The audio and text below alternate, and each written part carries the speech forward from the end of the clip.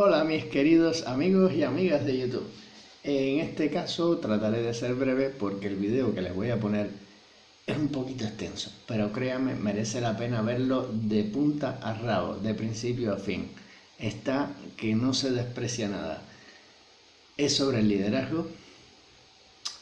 También toca algunos temas de orden político, pero no es lo relevante del video. Lo relevante del video es que dice las 4 verdades que mucha gente ignora y las bases fundamentales para tener un buen liderazgo en cualquier ambiente o en cualquier ámbito, sea país, sea empresa, sea gobierno, sea familia, lo que sea. Siempre va a haber un liderazgo y ese liderazgo tiene que tener 4 bases fundamentales, pero no voy a entrar en eso. Mejor vean el video. Así que síganme y no se lo pierdan. Y no olviden poner la campanita para que les lleguen las notificaciones de los nuevos videos míos y darme un like también, que me ayuda mucho. Y si tienen algo en contra, pues también lo pueden poner. No me voy a ofender ni me voy a molestar de antemano. Ya les doy las gracias. Nos vemos. Síganme y acompáñenme. Bueno, ya está con nosotros, por eso le pedí a Carlos que se quede para recibirla. Es una prestigiosa neurocirujana cubana, reconocida internacionalmente por su destacada labor científica y como una ejemplar defensora de los derechos humanos y también de las libertades. Es miembro del Comité de Derechos Humanos de Cuba, es declarada personalidad destacada de la Ciudad de Buenos Aires en el ámbito de los derechos humanos y recibe también el doctorado honoris causa otorgado por el Instituto SADE aquí en la Argentina. Lo que podamos decir es meramente una presentación formal. Ella, en el tiempo que le va a tocar dar esta charla, seguramente va a contarles, porque de eso se trata esta cumbre internacional, es dar ejemplos de vida. La doctora Hilda Molina. Bueno, muy buenos días. Quiero agradecer en primer lugar a los jóvenes líderes y a los señores, los directivos de la Fundación Banco Ciudad que sugirieron esta invitación. Para mí es un placer conversar con jóvenes. No estaba muy bien de salud, pero cuando me dijeron que la cumbre iba a estar integrada por jóvenes, dije sí, aunque no me sienta muy bien. Me pidieron que me ajuste un tiempo y que en ese tiempo les transmita mis testimonios de vida, mi complicada y larga vida. Voy a tratar de ser lo más sintética posible. Les traigo algunos mensajes. Me gusta siempre hablar en forma coloquial, los mensajes se los doy al final, pero esto quiero que lo tengan presente porque para mí liderazgo es sinónimo de servicio, de servir. Como oyeron, soy cubana, nací en el año 1943, tengo 73 años, en una Cuba que no era ni el traspatrio de los Estados Unidos, ni el prostíbulo de los Estados Unidos, como se dice en una historia que se reescribió. Cuba era un país pequeño con problemas, sobre todo con problemas con los políticos, como suelen tener en la mayoría de los países, pero ustedes pueden revisar las estadísticas y van a ver que era uno de los países más prósperos de Iberoamérica en sus índices. Y una cosa muy importante que nos enseñaban a todos los cubanos y que yo quiero comenzar por transmitirles a ustedes. Nos enseñaban lo siguiente: la nación cubana ha sido edificada sobre 4 pilares, y si ustedes construyen su vida sobre esos pilares, van a ser toda la vida buenas personas, lo que es imprescindible después para ser un buen líder, para ser un buen dirigente, para ser un buen profesional. Hay que ser primero buena persona. En primer lugar, la familia. La escuela para la vida por excelencia, porque es en la familia donde se forma la personalidad. Ya estoy mirando más o menos las caras de ustedes, ya la personalidad de ustedes está formada. En segundo, la libertad que es una condición inherente a la persona humana, que nadie nos da. Ahora, hay que saber usarla bien, hay que saber defender la propia y hay que saber respetar la ajena. El otro pilar, el amor. Me decían unos amigos, la palabra amor se entiende como amor de pareja. Digo, entonces vamos a rescatar el significado de la palabra amor. Amor, el mejor antídoto y la mejor vacuna contra todos los males, el único sentimiento capaz por sí solo de salvar al mundo. Y que toda persona tenga un proyecto de vida digno. ¿Qué cosa es un proyecto de vida digno? No importa lo que tú quieras ser, pero que tú quieras servir a los demás, no que los demás te sirvan. Yo creía que me había aprendido bien esos pilares, en eso me educaron, en eso nos educaban a todos los cubanos. Y tenía también mi proyecto de vida digno. Yo nací en el seno de una familia adinerada. En Cuba se llamaba de la alta sociedad. Mi familia por ambas vías tenía dinero. Estudiaba en un colegio caro, pero desde pequeñita me dolía de verdad el dolor humano. Yo digo de verdad cuando uno está dispuesto a poner su vida al servicio de ayudar un poquito a que los demás no sufran. Entonces yo me preguntaba por qué hay niños sin escuela, por qué hay personas que porque no pueden pagar no tienen una medicina digna.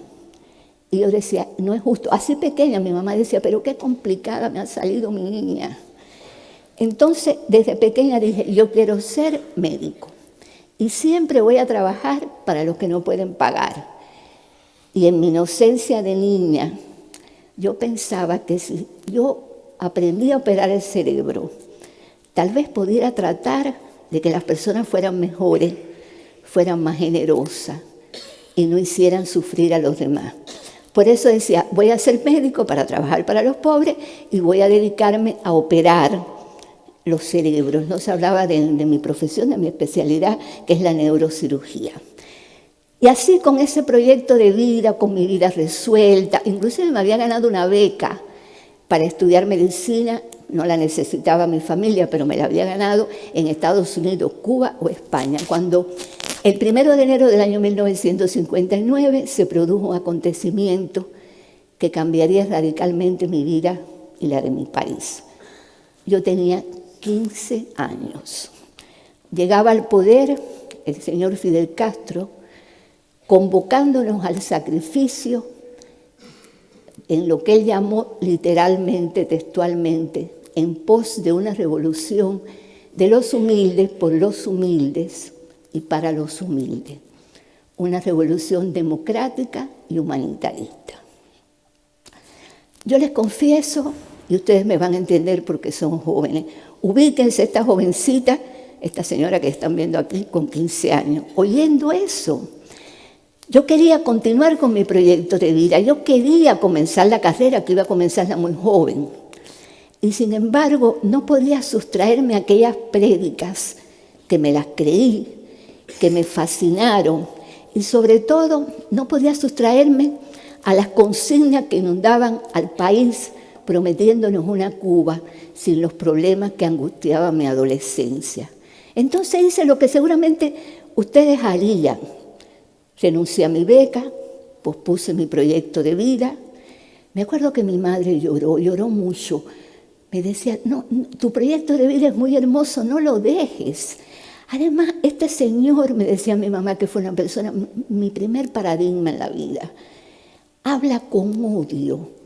Y cuando se habla con odio, no es bueno. Lo que está siempre detrás del odio no es bueno.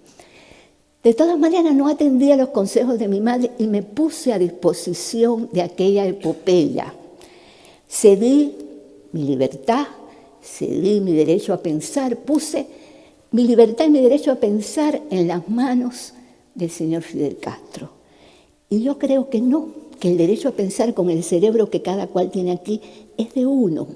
Además comencé a vivir en ese momento no mi proyecto de vida, sino el proyecto de vida de los señores que dirigían ese proceso. Yo me recuerdo, siempre me recuerdo, y me siento orgullosa, aunque me equivoqué, pero me siento orgullosa de lo que hice. Me recuerdo adolescente, soñadora, rebelde, protagonista de verdad de aquel proceso, asumiendo sacrificios a los que no estaba acostumbrada, muy complicados sacrificios, sin pedir ni recibir nada, porque yo estaba convencida, estábamos convencidos los jóvenes de mi generación, que estábamos forjando una patria perfecta donde nacería el hombre nuevo, así nos dijeron.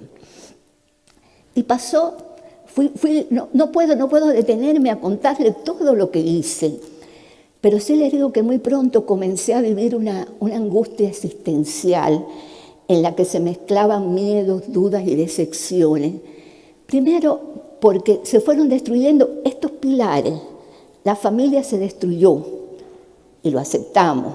Segundo, nos fueron quitando las libertades y también lo aceptamos. Y el miedo y el odio se instauraron como instrumentos de gobierno.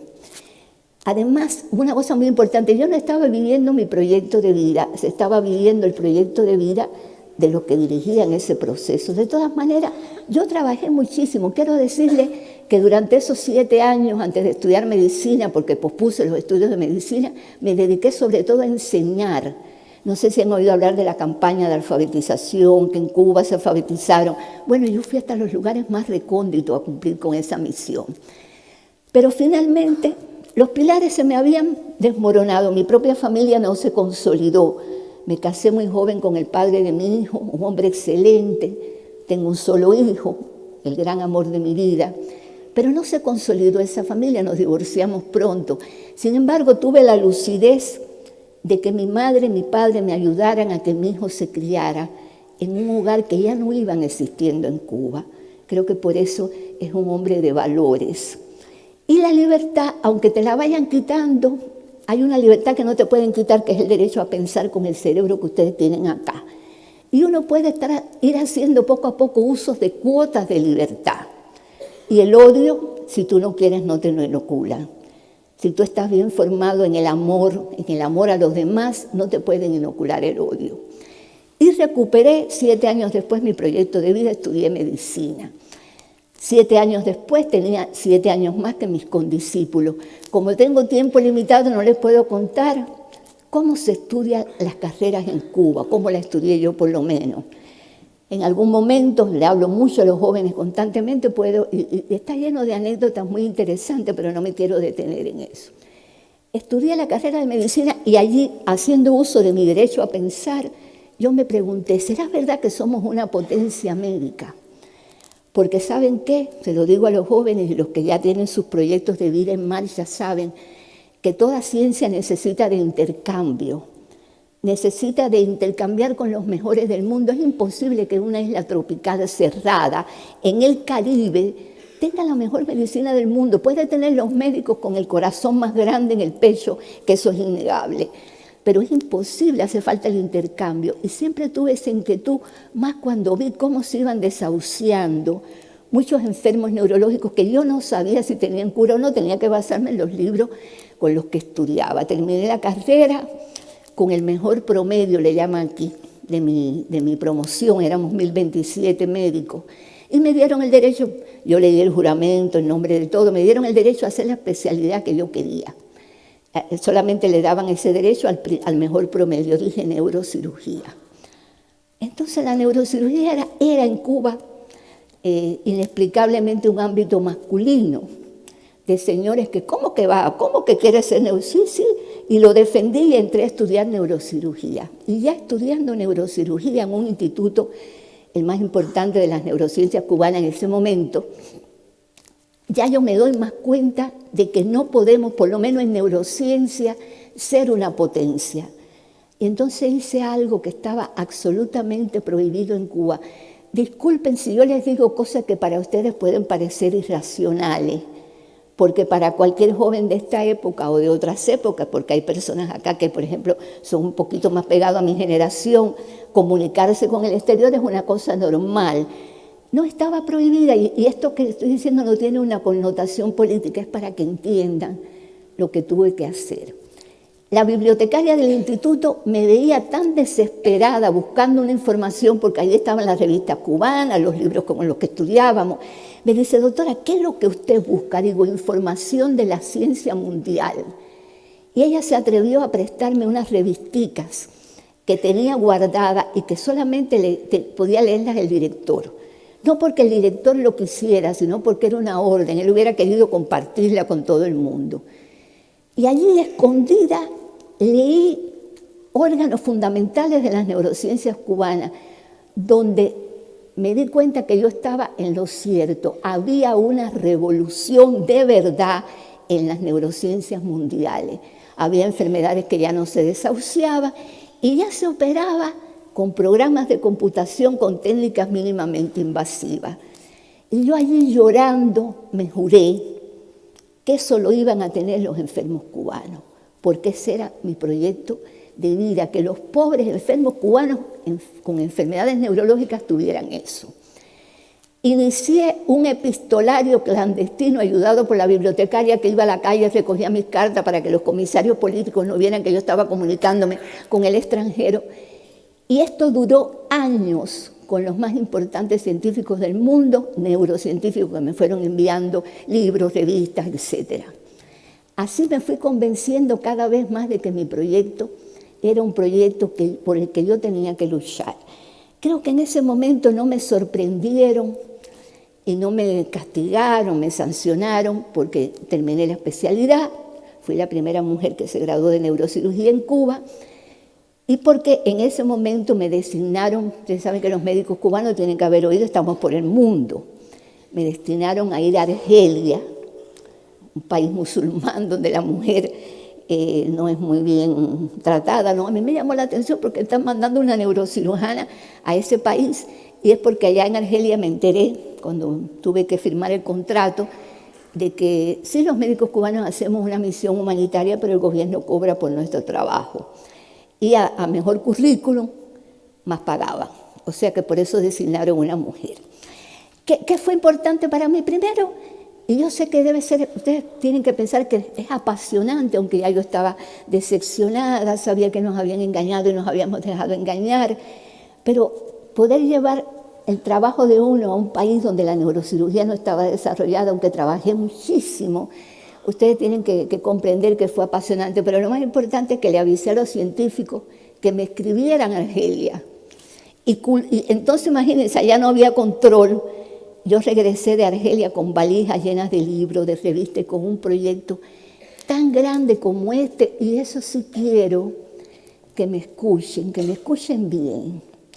Aún en condiciones muy adversas se pueden hacer proyectos monumentales, se pueden hacer proyectos de excelencia.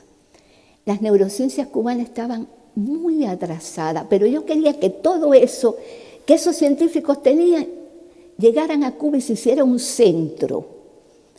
Y entonces diseñé el centro, pero lo más importante para cualquier desarrollo, para cualquier ciencia, para cualquier técnica, es el ser humano. Cómo lograr conseguir personas que comiendo de una cartilla de racionamiento, no teniendo un vaso de leche para tomar por la mañana, a veces no sabiendo si tiene un jabón para bañarse, trabaje en un proyecto monumental. Ahí estaba la importancia del liderazgo, como yo veo el liderazgo humildemente, porque sé que hay muchas teorías de liderazgo en el mundo, que tal vez yo no sea la más indicada para decir otras cosas, pero esta es la forma en que yo la veo. Regresé a Cuba, me senté, hice un diseño del centro, porque esos científicos estaban dispuestos a dar su ciencia. Sencillamente porque los mejores neurocirujanos que estaban en Suecia, Japón y Estados Unidos, a lo mejor no tenían una buena neurorehabilitación o no tenían buenos laboratorios de estudios básicos. Y el hecho de que los mejores unieran su ciencia en un país pequeño, cerrado, con enfermos pobres, los fascinó a todos. Estaban dispuestos a financiar el centro, a dar becas de 6 o 8 meses para que los jóvenes cubanos fueran a aprender lo que no sabíamos en Cuba. Y yo llegué, escribí el proyecto, pero me dediqué a buscar personas entre mis alumnos, lo que yo había formado, mis compañeros de estudio, que quisieran sumarse a esa cosa novedosa de la ciencia. Y comencé a trabajar en el instituto donde yo había estudiado y ya era su directora. Presenté el proyecto, nadie le hizo caso, pero parece que a Fidel Castro le llegó la delación de que había una joven neurocirujana conectada con el extranjero, y en el mes de abril del año 1986 me llevaron delante de él. Déjenme decirle que me estaba muriendo de miedo, no puedo contarle cómo me llevaron, de la forma que me llevaron. Hay una foto en internet donde él me tiene el brazo así por arriba, y todo el mundo dice que porque me quería mucho. Fue en ese momento, él me recibió, había mucha prensa para otra cosa, y me puso el brazo por arriba, pero cuando me llevó a una oficina, me dijo, explica qué tú estás haciendo. Y yo chiquitita como soy, y él alto como es, le digo, ¿usted se refiere al contacto con los científicos? Sí, ahora mismo explícame. Entonces me estaba muriendo de miedo por mi hijo, porque no sabía qué iban a hacer con mi hijo. Le dije, usted me perdona, comandante, el problema es que las neurociencias cubanas están atrasadas y yo creo que los enfermos cubanos no se lo merecen. Y yo busqué ayuda y vamos a hacer un centro. ¿Cómo atrasada? Le digo, usted con el mayor respeto me permite que yo le explique. Se sentó y estuvo 14 horas preguntándome. Y yo respondiéndole, y a la madrugada de ese día de abril de 1986, aquel señor que me iba a castigar salió apoyando el proyecto. Yo estaba contentísima cuando me dijo, ¿dónde?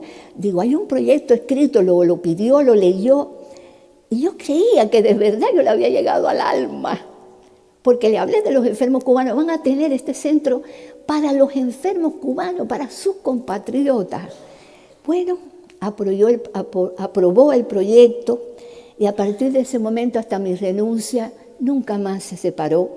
Visitaba primero, el gobierno cubano solo puso el edificio y algunos muebles, pero en ese tiempo hasta la inauguración viajaron más de 100 jóvenes médicos cubanos a países como Estados Unidos, Suecia, Francia, a formarse en lo que no sabían, el Centro Internacional de Restauración Neurológica. Mi segundo hijo no es un centro de medicina cubana, pero fue un centro excepcional. Y ahí está lo que logramos. Nunca, los cubanos siempre se escapan, nunca se quedaron los médicos en los viajes, trabajaban sin descanso. ¿Qué nos movía? Primero, el ejemplo de los que los dirigíamos, que trabajábamos más que todo el mundo, la humildad con que vivíamos y la mística de trabajo, el amor por lo que hacíamos, el ver a los enfermos cubanos que no tenían nada, tratados con dignidad y a lo mejor no curados porque eran enfermedades que no se curaban, pero por lo menos mejorados. Hasta que se acercaba el final, y se está acercando el final de mi testimonio para pasar a los mensajes para terminar. Y es que decidieron que aquel centro, 10 camas iban a ser para extranjeros, sin pagar, extranjeros pobres. Bueno, perfecto, 146 para cubanos y 10 para extranjeros. Ya después cambió y de extranjeros pobres pasaron a extranjeros que pagaban. El gobierno llegó a ganar 8, 9 y 10 millones de dólares por esas 10 camas. Pero gracias a Dios había 146 para los cubanos, que eran los dueños de esa institución. No es que yo no quisiera que se atendieran extranjeros, el problema es que el proyecto de vida era para los cubanos que no podían pagar, y ningún cubano puede pagar por los servicios de salud, porque todos los cubanos somos pobres. En ese tiempo pude conocer al señor Fidel Castro como creo que nadie lo conoce. Visitaba el centro 3 veces por semana, conversó muchísimo, fui registrando su pensamiento.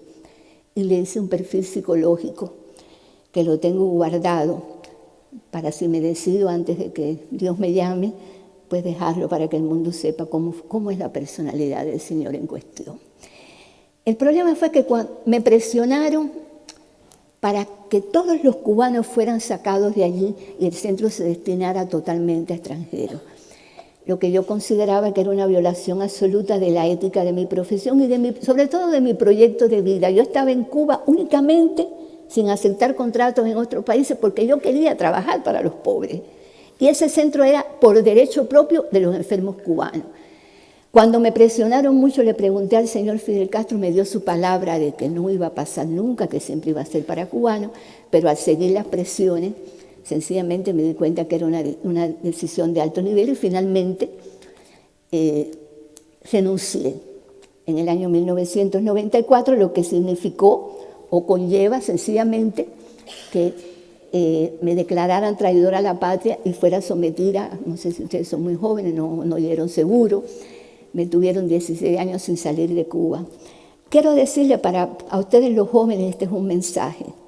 que yo tenía 50 años cuando renuncié. Había entrado con 15 años, mi familia tenía dinero, estaba llena de sueño y en ese momento tenía 50 años, los bolsillos vacíos y llena de heridas realmente. Ustedes saben lo difícil que es que los sueños de adolescente uno sienta que están frustrados.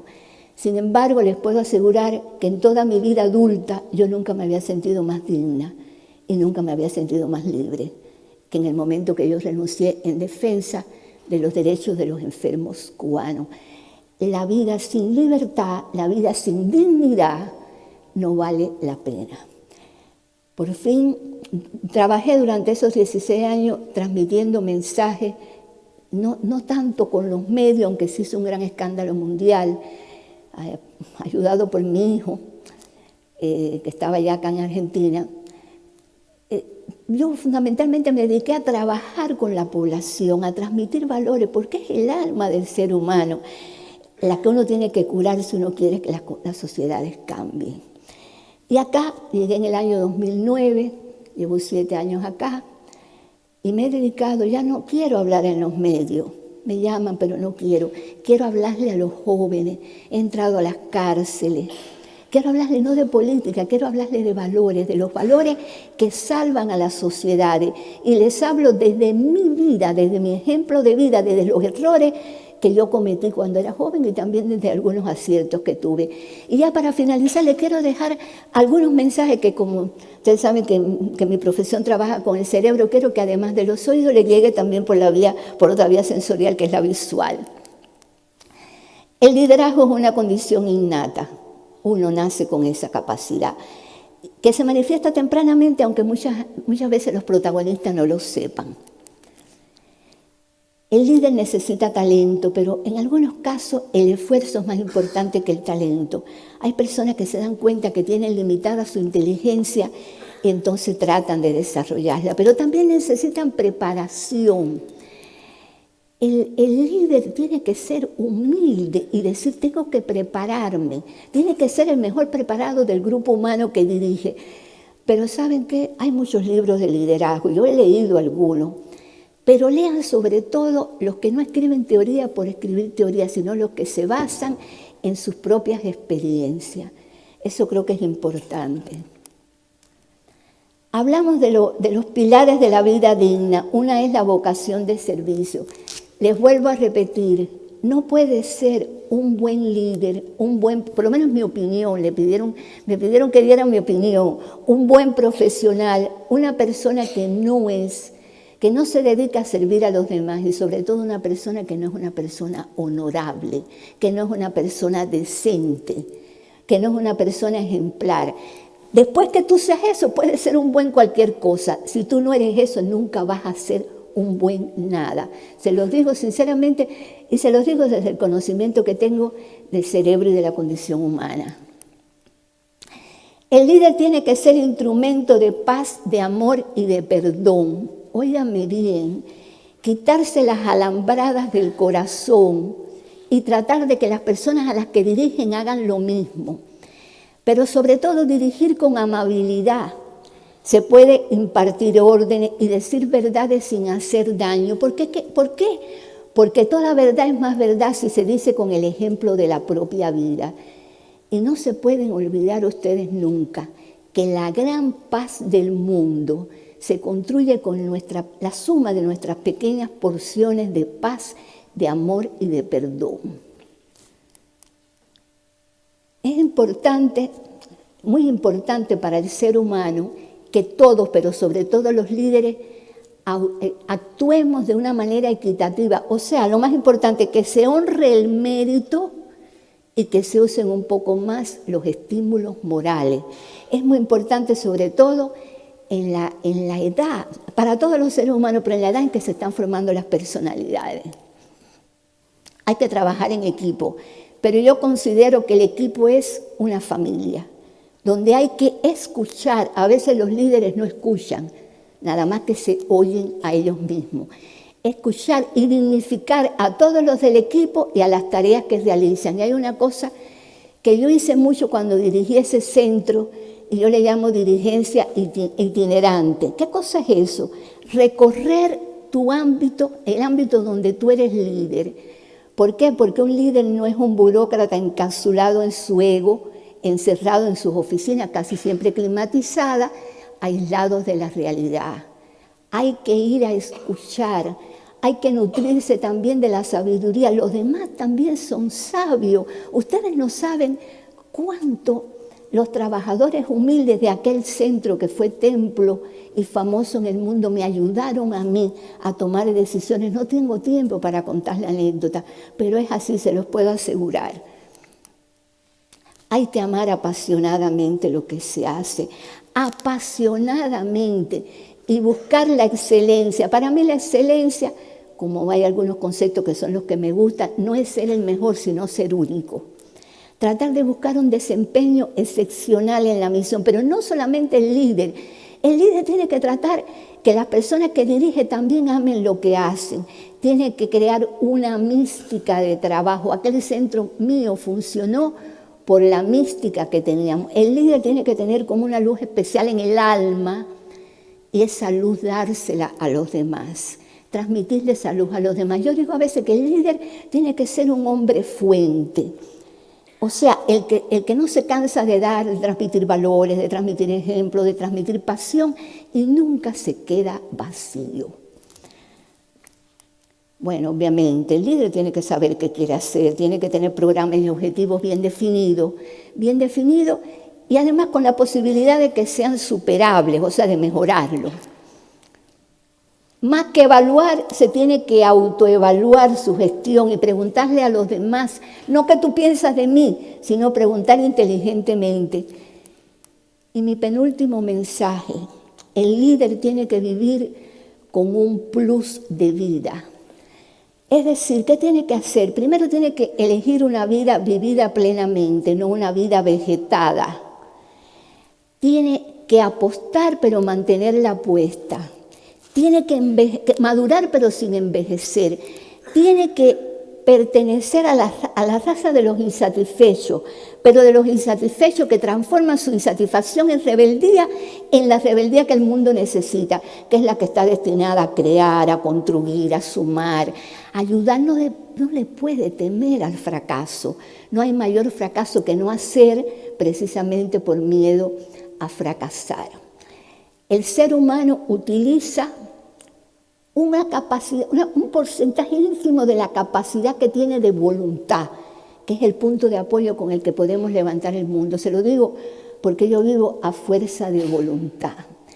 El líder tiene que hacer que en su equipo se fortalezcan la voluntad y la esperanza. Un buen líder es aquel que es capaz de crear un equipo formado por seres humanos convencidos de que todos podemos vivir con un plus de vida, porque todos los seres humanos podemos sobrepasar al ser humano que somos. Y aquí va realmente mi último mensaje. Les hablé de que busquen paradigmas de líder. Como sé que el auditorio es mayoritariamente argentino, les traje 4 líderes indiscutibles, perdonen que sean del ámbito de la biomedicina, pero es mi ámbito. Allí tienen 4 argentinos, un cubano y una de mis mentoras, la profesora Rita Levi Montalcini, Premio Nobel de Medicina 1986. Busquen, apunten los nombres y busquen para que vean cómo en Argentina hay ejemplos de liderazgos indiscutibles. Esos hombres y esa mujer vivieron para servir, dedicaron sus prodigiosos cerebros a servir, pero además ejercieron un liderazgo como hay que ejercerlo, a puro corazón. No están muertos. ¿Por qué? Porque sus obras están. Yo a veces utilizo una expresión un poco poética. Digo que las obras de esta gente, de estos hombres grandes, de estas mujeres grandes, son como trasplantes de alma que ellos hicieron a desconocidos cada vez que el resultado de sus obras se usa. Y mi mensaje final es de quien siempre ha sido mi paradigma. Para mí es el paradigma de líder indiscutible en el mundo. Hace unas horas la canonizaron. No importa que sea santa, porque hace muchos años que está canonizada en el corazón del mundo. Yo tengo 73 años, tengo problemas de salud. me duele de manera desgarradora el dolor de mi patria, pero yo he querido convertir ese dolor en voluntad para seguir luchando. ¿Qué hago? Hablar así a jóvenes en las cárceles, porque yo quiero que la sociedad de mis nietos, que es la sociedad argentina, mis nietos son argentinos, no sea una sociedad enferma. Y porque yo creo que el mundo no necesita tanto de heroísmos excepcionales como del esfuerzo de todos para lograr un universo más habitable. Ustedes verán, y sé que a algunos les ha pasado, que a medida que van desarrollando misiones como esta se desaniman, se encuentran sufrimiento. Entonces, ¿qué yo hago cuando me domina el desaliento o estoy cansada o no me siento bien de salud? Hago mía estas palabras de esta mujer monumental que yo les recomiendo que acepten como propio y con la que termino siempre mis intervenciones. Un señor que las ayudaba, le dijo: madre, yo la voy a seguir ayudando, pero ¿valdrá la pena lo que ustedes hacen en un mundo tan lleno de miseria? Me parece que lo que ustedes hacen es una gotica de agua en el mar. Y él le dijo: a mí también me parece que es una gota de agua en el mar, pero ¿sabe qué? Lo voy a seguir haciendo porque el mundo sería menos habitable si faltara mi misión, así como el mar sería menos mar si le faltara una gota. Muchísimas gracias por escucharme.